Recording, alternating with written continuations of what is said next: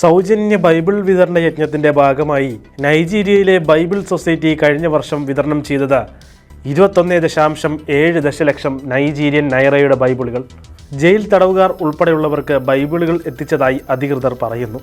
അന്ധരായവർക്ക് വേണ്ടി 150ഓളം Braille ബൈബിളുകളും Bible society വിതരണം ചെയ്തിരുന്നു. 2022 വിതരണം ചെയ്ത ബൈബിളുകളേക്കാൾ 30% വർധനമാണ് 2023 ഉണ്ടായിരിക്കുന്നതെന്നാണ് കണക്കുകൾ.